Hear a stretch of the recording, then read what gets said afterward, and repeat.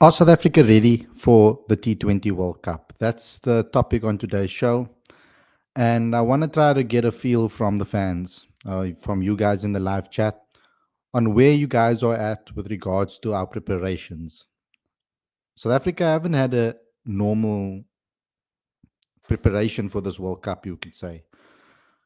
We went into a T20 series where we were completely dominated by a really good outfit in West Indies. I think they looked absolutely brilliant in the way they applied themselves, completely dominant, completely confident. In all aspects of the game, they were on top and they were the number one team, and I have to admit that. And South Africa just had or kind of were forced into playing a team that maybe wasn't their strongest team going into the World Cup. But I don't think that is an excuse at all. I don't think it can be used as an excuse. But I want to get you guys feeling on the 3-0 defeat. And I want to get you guys feeling as well on the preparations and where we are at. I'm going to weigh in with my opinion as well and what I feel about the team.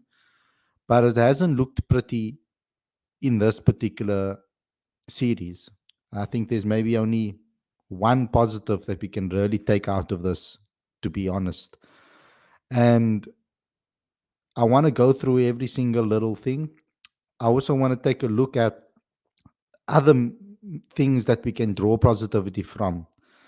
I have seen that the fan base has been quite toxic on social media, and I want to get back to talking about the cricketing reasons on why we could go far in this World Cup and cricketing reasons on why we can do a good job.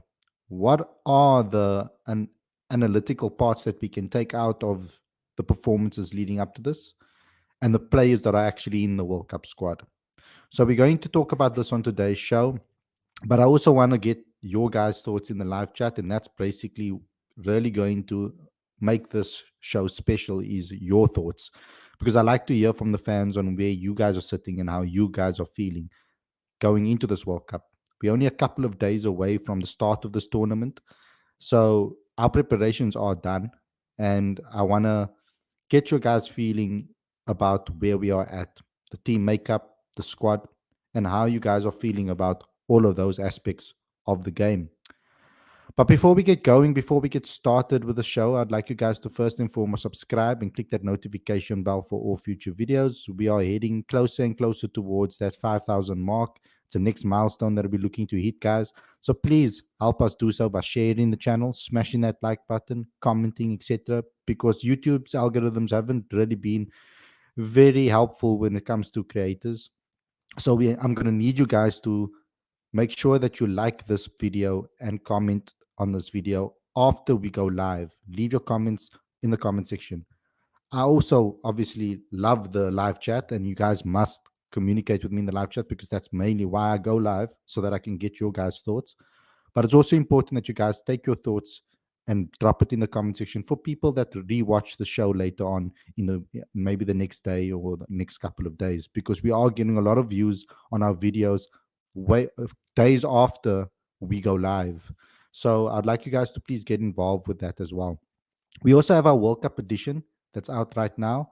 So please go and get your copy of that. That's 100% free. Every issue straight to your inbox every month. There's the latest issue. We've got an exclusive with Enoch Nkwe that gives us a little bit of his thoughts on the of the landscape of South African cricket and the future of South African cricket. It's in here, and we've got some good articles from some fans in the space that are giving their thoughts on how prepared South Africa are and what our chances are of taking it far and into the knockout stages. So go ahead and get your copy of that as well. As I said, the link is on the screen as well as in the description for you to subscribe and get all issues, including all back issues, straight to your inbox every single month. So without further ado, let's get straight into today's video and let's discuss whether South Africa are ready for this T20 World Cup.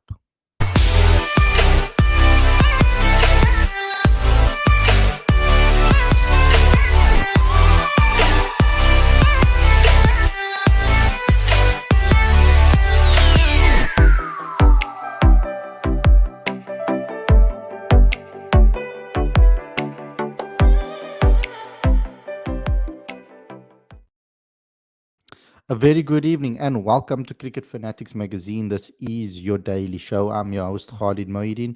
This is the show where we're going to talk about whether South Africa is ready for the World Cup, for the T20 World Cup that starts just in a couple of days' time. Now, there are going to be a couple of warm up games, but not for South Africa. The only one that has been confirmed is an intra squad game. So the Proteas are going to play amongst each other. I don't know exactly how that's going to work. I don't know how valuable that will be for the South Africa's preparations, but I think we can just safely say that our preparations are done now. And the West Indies series was the preparation for this.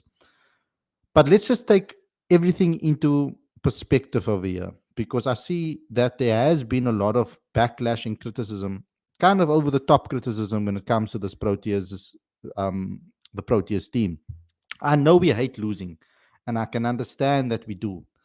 And I myself also hate losing, and particularly when the Proteas don't perform the way I hope they will, and certain players don't perform the way I hope they would, then I do get disappointed.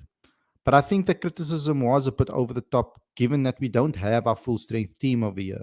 We were missing Heinrich Klaassen, Tristan Stubbs, David Miller, Kagiso Rabada, Tabrei Shamsi, Keshav Maharaj. So many players were missing. And we need to take that into Aiden Markram as well. That's seven players gone. That's more than half of the team gone. And basically half of the squad that wasn't available. So we need to take that into consideration when we went into this particular series. I mean, I knew that that was going to happen. That's why I didn't like overreact when it came to defeats. I did say that I want to see the players in the World Cup squad perform. And I think that's where my disappointment probably lies. Now, the one thing I'm happy about is that Quinton de Kock, to an extent, got himself into a little bit of form. And with that 40 in the second game, although he didn't back it up in the third game, I think that that's something that we also need to take into consideration.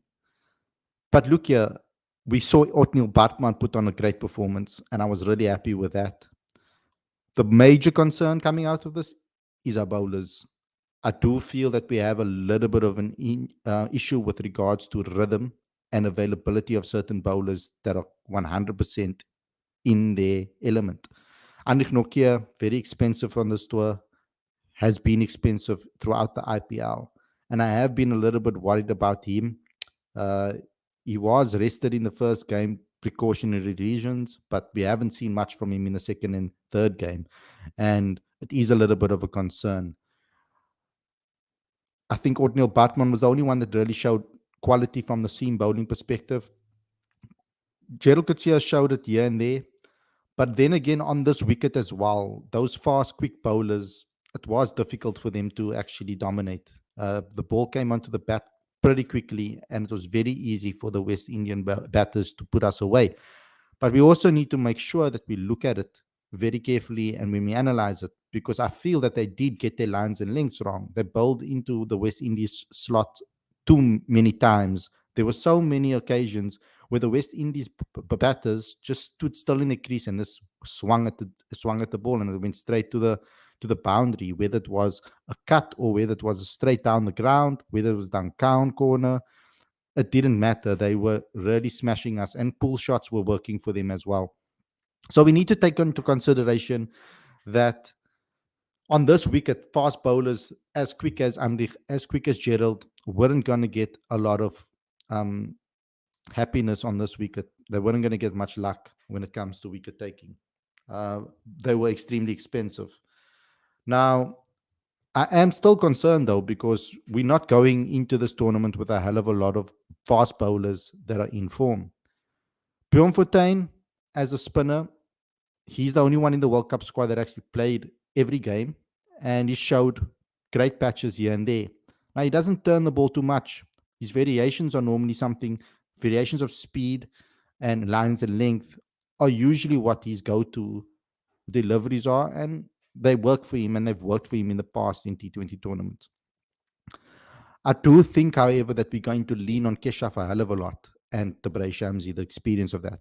A concern in that department is that the Bray Shams didn't have a game on this World Cup tour. So that and this was in this tour. So that is a little bit of a concern for me that he didn't get an opportunity, and that they also said that he had some lower limb injury that put him out of the last game.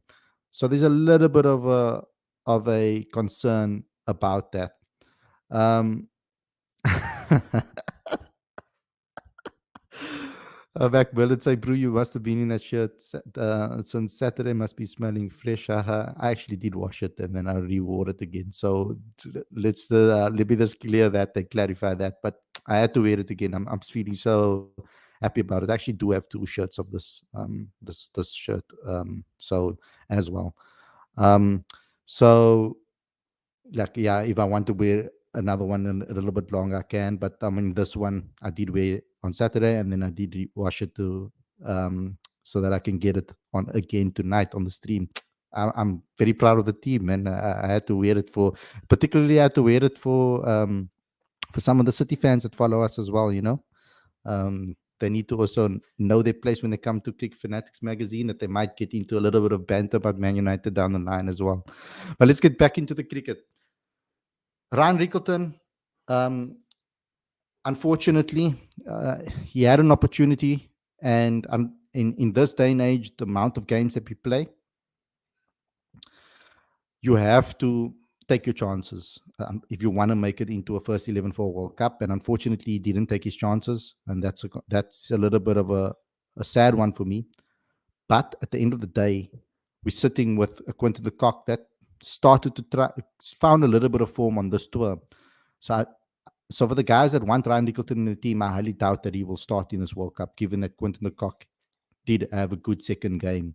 I know he didn't score half century, but we know that he can. From the previous 50 over World Cup, we know that he can turn it on if he really wants to. And I think that I honestly have faith that he will. I'm not so worried about our batting lineup. You could perhaps say that if there's an extra spot in the World Cup's squad, if there's an extra, if you can go with 18 players, Rassie van der Dussen really put on a good show yesterday. And I wouldn't be surprised if they call up an extra batter as a cover, because they don't really have many players as cover. They've got two bowlers on the bench um, as the traveling reserves. Maybe having another one in Rassie van der Dussen might not be a bad decision. He always seems to put on a great performance when he's in South African colors. So that is something that I think is that we need to look at as well. But for me personally, I'm not feeling too worried going into this World Cup. I feel that we have the right balance in our squad.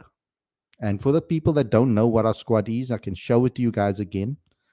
I think that this squad is very well balanced. Aiden Markram as captain, Quinton de Kock, Reza Hendricks, Hendrik Klaassen, David Miller, Ryan Rickleton, Tristan Stubbs, Marco Jansen, Bjorn Fortuin, Keshav Maharaj, Debrey Shamsi, Lungingiri, Nande Burger, Kagiso Rabada, Anik Nokia, Otniel Bartman, and Gerald Coetzee. Lungingiri and Nande Burger are obviously traveling reserves. Now, some may say that we need maybe another batting all-rounder. Vian showed some fight yesterday. I don't think enough to make a squad. But we have Gerald Coetzee that is kind of operating in that 8. And Keshav Maharaj has been operating in the 8 for a couple of World Cups now, so he has a little bit more of experience. I feel that this team, majority of it is the same as the previous T20 World Cup, bar a couple of names. And the trajectory of this team should be on the up based on the last performances in previous World Cups. So I will take it like that, because we did improve from World Cup to World Cup to the 50 over World Cup. We improved in every World Cup, I feel.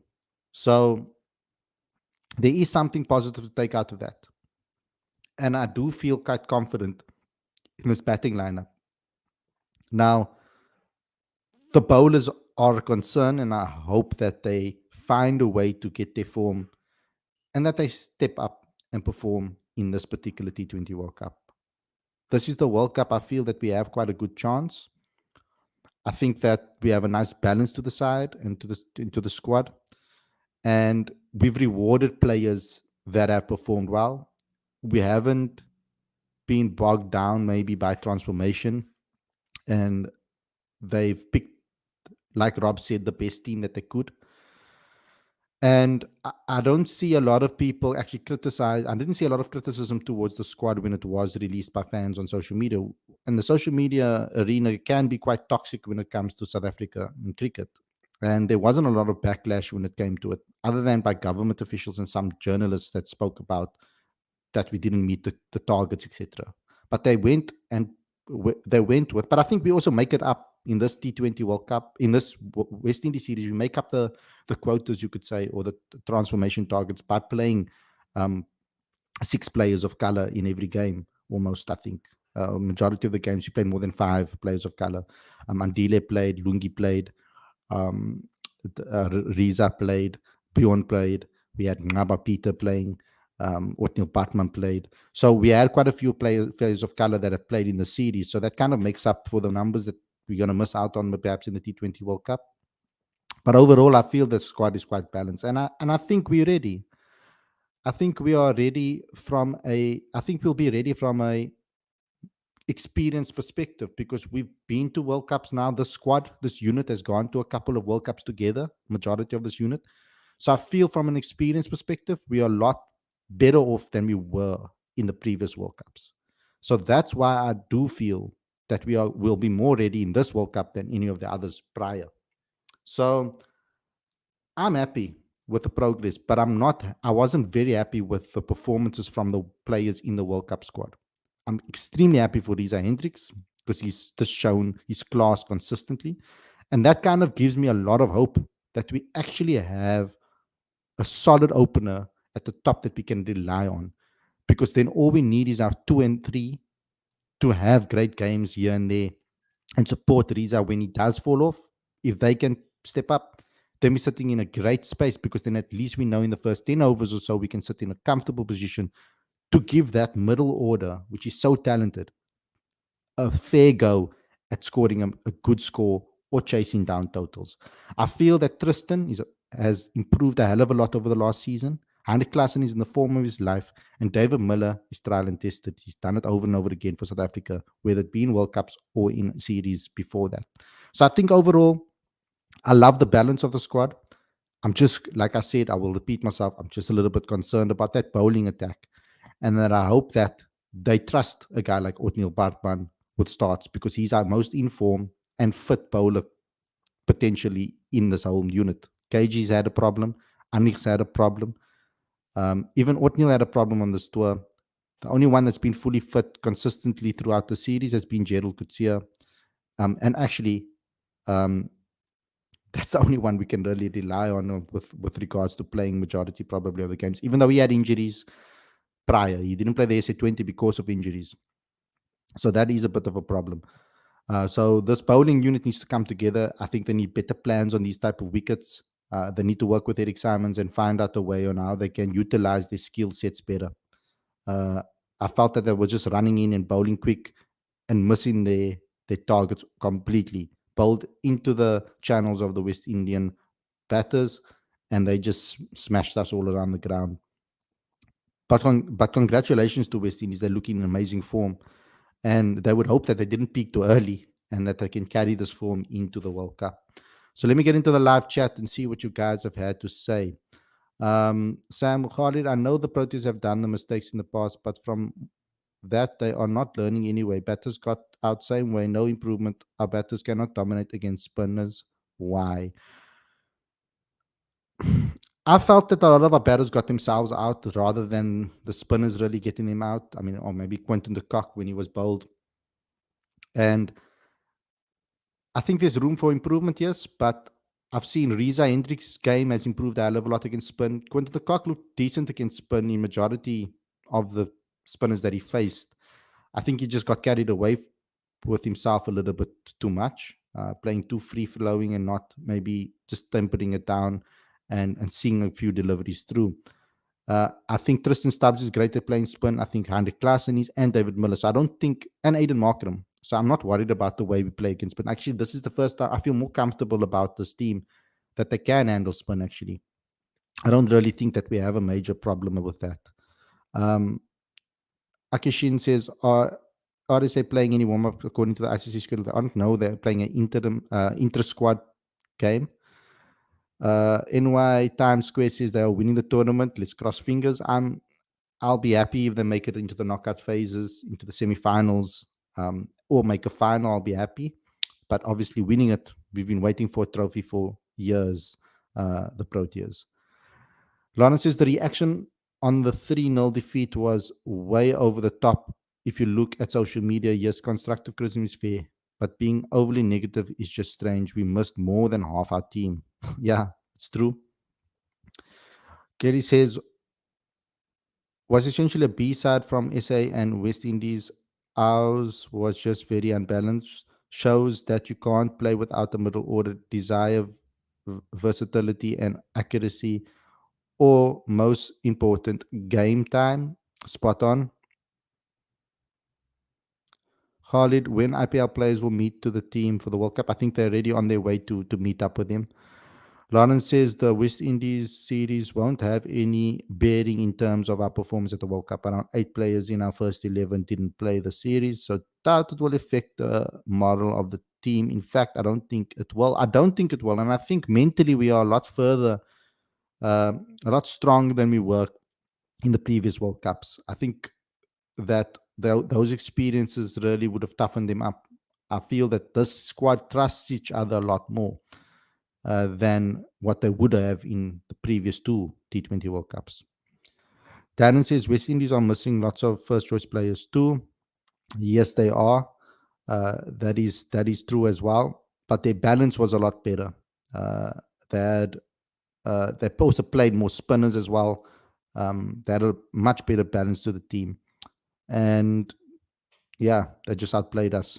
And I think that balance does make a difference, like Kelly said. I think not having a middle order, first and foremost, from our perspective, a really strong middle order, really set us back with a bat. But our bowling was just off. We didn't bowl with the same veracity and the same accuracy as West Indies did. Ronnie says they're still sleeping. Soon they will wake up from the nasty nightmare. uh, um, Sam says the main problem of throwing wickets after getting start yesterday, Aiden Markram in final, they are not even learning from their mistakes. I don't know why they are cricketers. They should have understand or understood. NY Times Square says captaincy was really for captaincy was really which is what costs bowler in the series, which costed the bowlers in the series. I don't think the captaincy was. There were some questionable decisions from the captain in these series, particularly with the bowling attacks and when to bowl who and what plans they operated in. But I think the execution was also poor. Tala says we can't use that as an excuse that we didn't have our full strength squad. Even West Indies side didn't have all their players, but still dominated the whole series. No, it's not an excuse at all. I don't think it's an excuse. It wasn't great cricket from the Proteas, and I do think that they need to look at themselves when it comes to that. Um, I feel that the players there was great opportunities for players over here to put up their hands for future national call-ups, and I feel that not all of them did so. I don't know if it was too much nerves or too much pressure or what it was, but they didn't seem to have a grip of any of the matches. There were times when we came back into the match and pulled back with the ball, for example, but I would have liked to see better performance from the non Proteas World Cup squad members. Um, Lawrence says we must mark them and the class. Okay, I read out that list already. I said the list earlier on. Tala says very poor cricket from the Proteas. Hopefully, we will be at our best when the veterans come back in the playing 11. I'm hoping so too. I mean, we can only wish for that. Sorry. Bowlers' main problem is they forget basics. They can't bowl off stump consistently. Bowling bouncer on leg stump. It is too easy for the opponent. Bevan says, Khalid, I know you need to be balanced, maybe, but you also advertise as a fan, but you also advertise as a fan channel. Let me explain why we should not be okay with this. Um, we, wait, Bevan continues it. You should not be okay with this because you always talk about mentality and it doesn't look like the players and management have a winning mentality. I would, I don't think that we can say whether they don't or do have a winning mentality based on that, based on the series. I think that the main aim of the series was to give players some game time because a lot of them haven't played for a long time. What is great is that someone like Riza Hendricks, a senior player, batted beautifully, and he's kind of the foundation for the rest of the team. Now, we have a serious problem, like I said, with our bowlers, and I think that's where we fell short. And I don't think this that the coaches would have thought that players like Lungi and players like Andrich, the senior bowlers that did play, would perform so poorly. I was a bit disappointed with the way, for example, Lungi's application on a wicket like this, which I thought would have suited him, and his application was poor. And they were also struggling throughout this with a couple of injuries to some precautionary injuries that they faced as well. But there wasn't this particular squad and this particular lineup is not going to play at all like the first 11. They won't play the same style of cricket at all. The approach would be completely different. Riza and Quinton would play differently, knowing that they have Aiden, Heinrich, Tristan, David behind him. The approach would be a lot different. And that's why I'm so disappointed with the guys that should have put up their hands, like the likes of Rickleton, Vian Mulder, Andile with a bat. Um, I feel that they didn't take their chances. Matthew Bretsky got himself in and then went out. I feel that they could have performed a lot better. And if they did, we would have been sitting in a far different position when it came to matches. NY Times Square, Bavuma, Russell Panel was more of problem last year. Janssen, Stubbs, Riza bring extra power. Yeah. Sam says, Khalid, these players, other than cricket, not any work, then why are considered players about their form? They would understand for batters if they're not timing the ball well, then they should be practicing. I don't understand what you're saying there, bro. Um, Kelly says, I'm not keen on how much pressure Rassi soaks up. And by pressure, I mean deliveries 100%. He usually goes around a run a ball. I'd rather have the non-veteran I just spoke of. How insane was Ngaba? Ngaba was good, really good, and I like what I see from him. But I feel we need to be a little bit patient with him and his progression into the teams. I think he needs to play a couple of more series for South Africa before we can throw him into a T20 World Cup. I'm not saying that that's what you are suggesting. Smash the like button, everybody, as well. Macmillan says, we also don't know what the pitches will be like in the States. Our team may take to them like a duck to water. A very unknown quantity is America. And yes, we play majority of our games in America in the group stages anyway. We only play one game in the West Indies. We don't know what those wickets are going to be like. And yeah, a lot of these cricketers haven't really had a run out for some time. That's why I said I was very disappointed with some of the fringe guys. Sam says Bjorn Fortuin looks so poor when it comes on to international cricket. Linder could have been better option, but I forget him. He spins well. NY Times Square says, will there be a problem about transformation? How will future be like in South Africa? There are rumor there will be 50% Black African until 2030 plus. We'll have to see how that develops and what sort of discussions they're going to be having after this World Cup. I think we'll know a lot more from the rest. But Enoch Nkwe talks about it in our magazine. So go ahead and check that out. He actually speaks about transformation in the magazine. We asked him about it. Payment says also, even though it wasn't the strongest team, West Indies also didn't have the strongest team, and our team selection and composition was not right. But West Indies have a lot. To be honest with you, West Indies have a lot more talented T20 players in their depth. Their second strings are a lot stronger than South Africa's. If you want to be 100% honest, almost all of them play in in T20 competition all around the world. So their experience is a lot better than ours when it comes to their depth. So it's not an excuse. Like I said, I was disappointed with this 3-0 victory, but I'm not going to go over the top and say that's, oh, it's the end of things and we need to go crazy about this. Let's have proper reactions when the games actually really matter in the T20 World Cup. If we put on performances like this in the T20 World Cup, I won't be mincing my words or holding back. You know that, guys. I just don't want to get too negative going into a World Cup. I want us to. We also, as a fan channel, like you said earlier on, we also have our own. We have a responsibility to try and also support the players and motivate them, because I know some of them watch the show.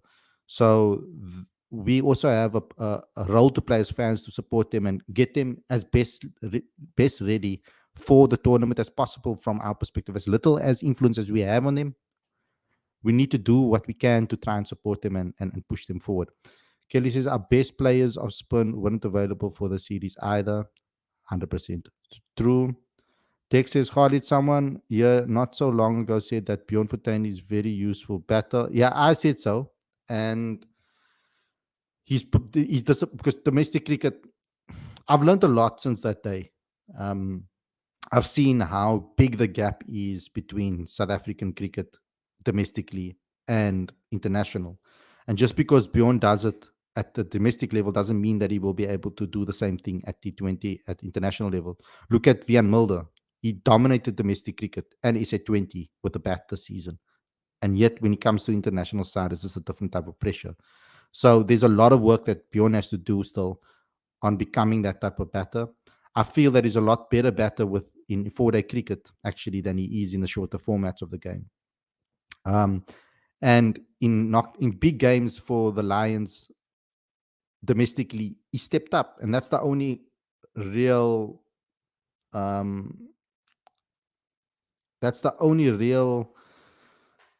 evidence that I have to be able to speak about him. Macmillan says this transformation player of color situation couldn't have come out at more tense time with the elections on the doorstep. Lana says if Riza plays like he has the past 2-3 years, he'll take a lot of pressure off Quinton de Kock and the rest of the top order. Don't think people understand how important of a role Riza has to play. He's integral to this team because he's going to give us a start that we've lacked over the last couple of years in the T20 game. We haven't always started really well with a good opening pair that takes us to 60, 70 by the fifth over, sixth over, fifth by the power play. We want to get over 60, 70, close to 100 by the end of the power play. So that is something that we need to do.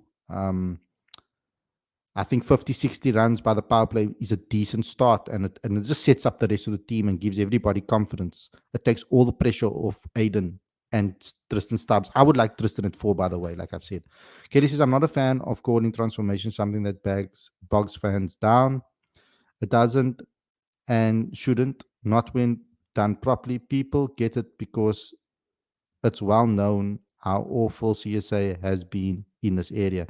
They've been awful particularly at the grassroots level, and particularly at a school level. I feel that a lot more can be done at a club level, school level, and at a Cubs level to try and really improve the talent when they can still be improved.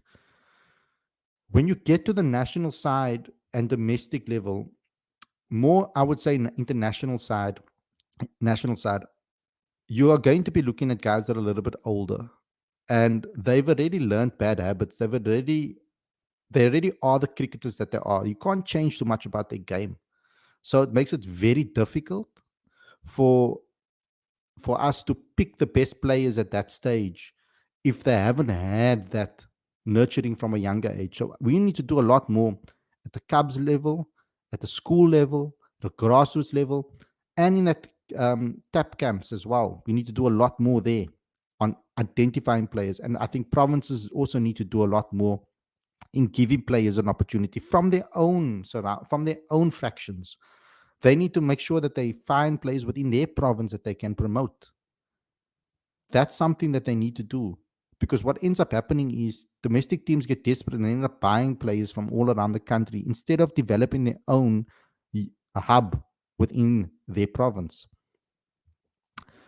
Agneta says, I think it's good to not win now. They should not be too confident starting the group stages. Things will be better when the other players return. It's a fair point.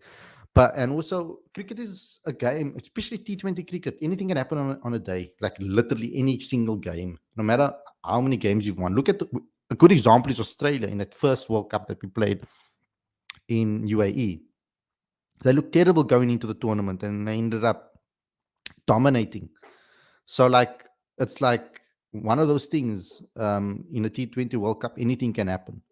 So we need to take that into consideration as well. That it's very difficult to be very consistent in T20 cricket, and you just need one or two performances to really take you into a great space. The West Indies also, they had one or two players that really dominated in the game, and then they had cameos around him that really took them forward. But it was mostly one player that really dominated. And if you can have one that really dominates, you can really, all you need is support from the rest of the batters in the lineup, and then you can have that yo-yo effect with one. This player then comes into form and does something for South Africa. That player does it, and I think that we have the talent to be able to do that. Bevan says there is no winning mentality. Like, how can we just be okay with losing? Every World Cup, it's the same, and this decision making is poor. I'm not okay with losing. Uh, I was disappointed with the performances from them. I'm not okay with us losing, but we also need to take everything into consideration over here. That the World Cup games are more important. If we play like that in the World Cup, then we can really get critical about them because that's where they actually are supposed to perform. Macmillan says Markram, Classy, Kesh, Miller, Janssen will be a massive moral boost to the squad. Still feel Burger should have been in the main squad. It's a fair point. I thought that maybe if Andrich wasn't 100% fit, you can throw in the likes of Nandeberg instead of Andrich, because he adds a left arm option as well. Mzansi Comic Club, Ravi says, as Windies fan, I'm not reading too much into this. A minor setback. RVD, not a regular skipper, no doubt had an impact on selection of bowlers at critical times. Captain will also play a huge part. We must take all the evidence into consideration. Nicholas says the Proteas are the underdogs. They will be lucky to make the semis, as the cock is out of form and Nokia is a shadow of himself. Hopefully, Markram, Klaas, and Miller and Stubbs can fire. Positive thing about that is at least Quinton can still come into form, not fall out of form. So at least we know that that he can still come into form and do wonders for us. So there is some hope when it comes to Quinton de Kock. Ravi says key learnings is that SA have their preferred side. Windies clearly have more depth, making them a force to be reckoned with, definite contenders. Sam says Nandeberger really should have been in the main squad. He should have done what Stark done for Australia. Ravi says, I expected more from Brzezinski and Rickerton. Just to be honest, disappointing. I was also very disappointed with him. I think Rassi should be best possible traveling reserve, injury dependent. I think Rashi, okay, you already said that.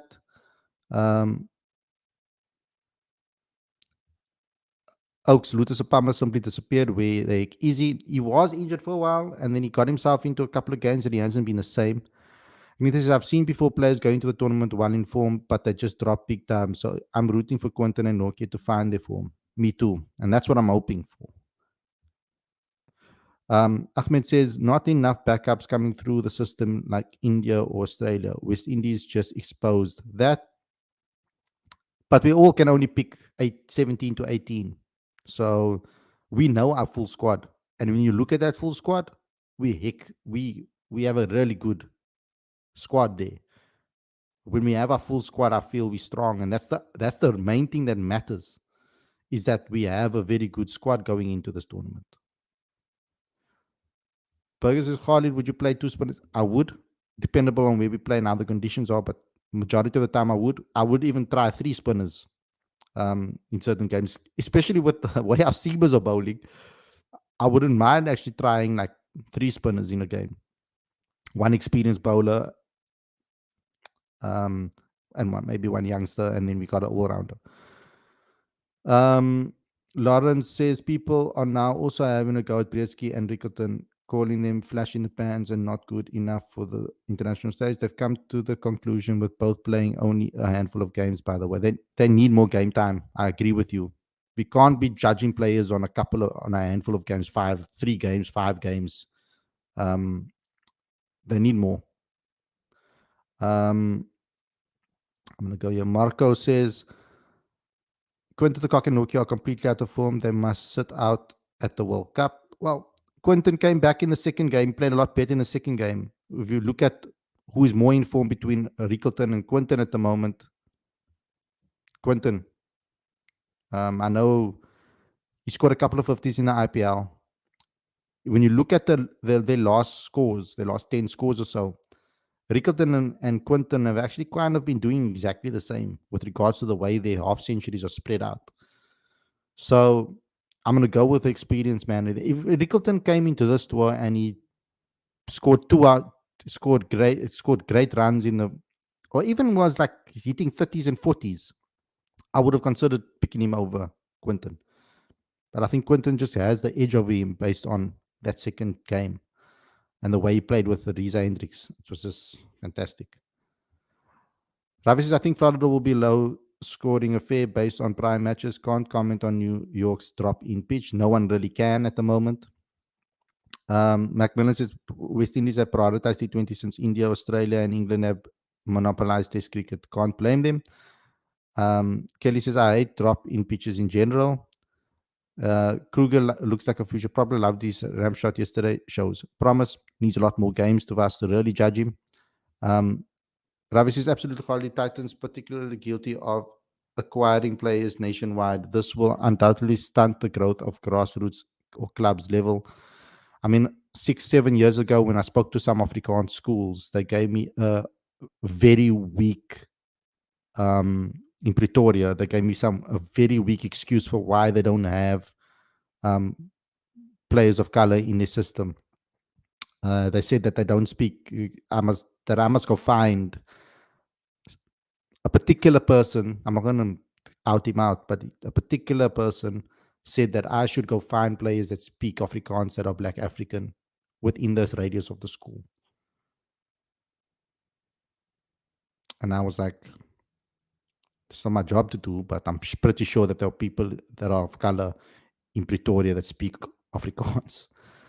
Lodrick, CSA must tell us how many black players, girls and boys under 13, under 15, under 17, under 19 are playing cricket compared to the white players.